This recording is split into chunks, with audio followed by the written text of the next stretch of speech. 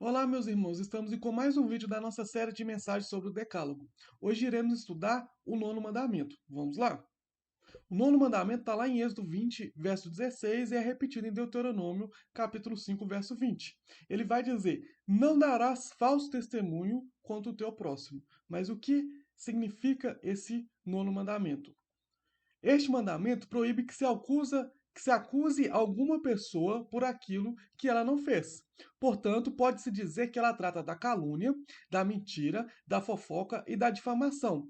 Faltar à verdade configura uma falta moral grave diante de Deus. Ou seja, quando a gente mente, quando a gente calunia, quando a gente faz uma difamação e a gente não usa da verdade, é uma falta moral grave diante de Deus. E aqui não só verdade, calúnia, fofoca, difamação nem de Deus não é. Mas quando a gente faz algo, principalmente usando uma mentira, a gente traz ali uma imoralidade perante Deus. Porque a própria palavra de Deus vai falar assim que quem é o pai da mentira? É o diabo. E se o diabo é o pai da mentira, não devemos usar dessa arma que ele usa. Não é pecado apenas quando falamos algo mentiroso contra alguém, mas também quando ouvimos algo que sabemos ser mentira e não fazemos nada. Às vezes, com medo de sermos atacados por aqueles que mentem. Então, quando a gente escuta algo que a gente sabe que é mentira e a gente não vai lá e desmente, a gente também está pecando. Não é só mentir, mas se a gente acredita na mentira ou entende que aquela mentira ali pode ser ali levada em conta, a gente não desmente uma mentira quando a gente descobre que alguém está mentindo, nós também estamos pecando. Talvez não pecando ali pela mentira, mas pecando ali por omissão. E Tiago fala lá na sua carta que a omissão é um pecado. Aquele sabe fazer o bem e não faz, comete pecado. E outra coisa que eu coloquei, que às vezes a gente fica com medo de sermos atacados por aqueles que mentem. A gente tem que ter medo daquilo que as pessoas estão dizendo, ou a gente tem que ter temor a Deus? Porque se a gente tem que ter temor a Deus, não precisamos ter medo de nada. Não é as pessoas que vão guiar a nossa vida, é Deus. E se é Deus que guia a nossa vida, não há por que temer, não há por que ter medo. Olha o que Jesus ensina lá no capítulo 5 de Mateus, verso 37. Seja o seu sim, sim, e o seu não, não. O que passar disso vem do maligno. Ou seja, a nossa palavra tem que ser sim, sim, não, não. Não é, eu acho, pode ser, talvez. Não, é sim. Aconteceu isso? Sim. Aconteceu aquilo? Não. É isso. Eu acho que foi mais ou menos isso. Não. É sim ou não. Se você acha, se você não tem certeza, é não, não sei. Não posso opinar sobre isso porque eu não estava presente, não entendo o contexto. E não ficar inventando, enrolando, tentando trazer ali umas meia-verdades. Ou é uma verdade 100% ou é mentira. 99% de verdade é mentira. Agora, eu deixo uma pergunta para vocês refletir. Toda mentira é errada? E aí, o que você acha? E aí eu trouxe alguns exemplos aí de situações que a Bíblia fala sobre mentira, que acabou trazendo ali uma espécie ali de bênção. Por exemplo, as parteiras do Egito, lá em Êxodo verso 1 ao 15 ao 21. Quando as parteiras mentem para o próprio faraó do Egito, dizendo que quando elas chegam ali para as hebreias, para as mulheres hebreias, elas já tinham ganhado, porque o faraó tinha dado a ordem para as parteiras ali. Quando as mulheres ganhassem crianças, era para elas matarem as crianças. Mas as parteiras mentem e falam assim: não, mas quando a gente chega lá, as mulheres hebreias é tão forte que quando a gente chega lá e já nasceu, a gente não tem como fazer nada. O segundo caso, a traição de Raabe, quando os espias ali, que é quando ela encobre os espias, ela esconde os espias. Eles perguntam, o povo ali da cidade de Jericó pergunta a Raabe se os espias estavam ali, ela fala que não. Ela protege os espias. Quando Samuel engana Saul, quando o objetivo da sua missão, quando ele vai ungir ali, principalmente Davi, aí ele fala ali, inventa uma outra coisa, falando que vai fazer um sacrifício ali para Saul, para poder ali ter uma liberdade ali de ungir Davi.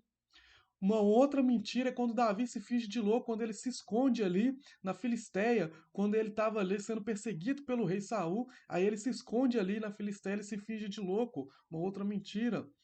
Um quinto caso ali de mentira é quando Deus envia um espírito mentiroso contra Acabe.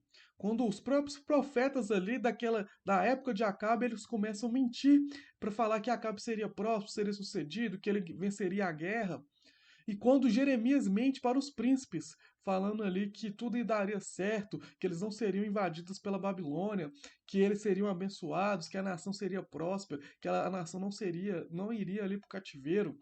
Então, todos esses casos, esses 6 casos aí que eu coloquei, que a mentira serviu para algo ali que foi ali, entre aspas, ali para cumprir os propósitos de Deus. Essas mentiras foram erradas?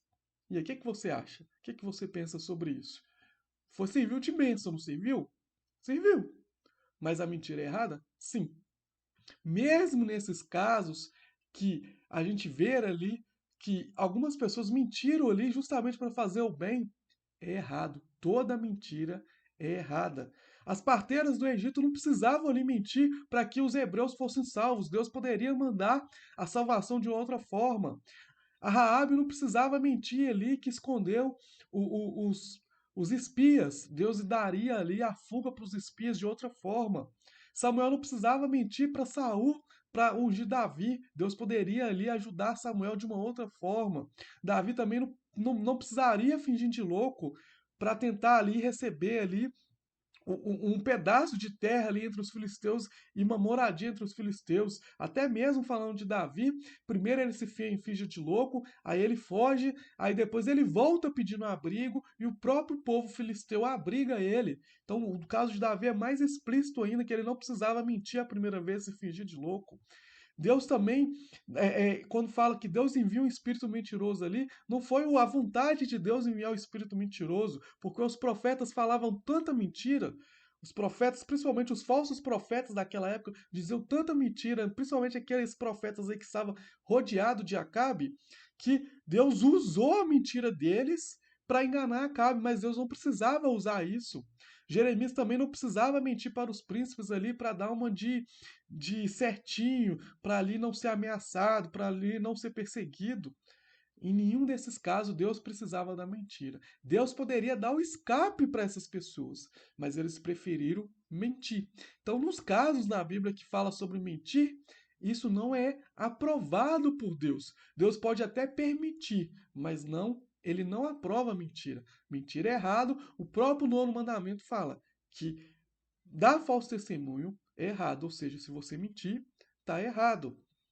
Olha o que Salomão, que foi um homem que a Bíblia vai dizer que é um homem considerado o mais sábio que já pisou por esse mundo, fala lá em Provérbios 18, 21. A língua tem poder sobre a vida e sobre a morte. Os que gostam de usá-la comerão do seu fruto. Toma cuidado com a língua. Tiago vai falar que a língua é como se fosse um fogo consumidor. Que a língua pode tanto abençoar como amaldiçoar.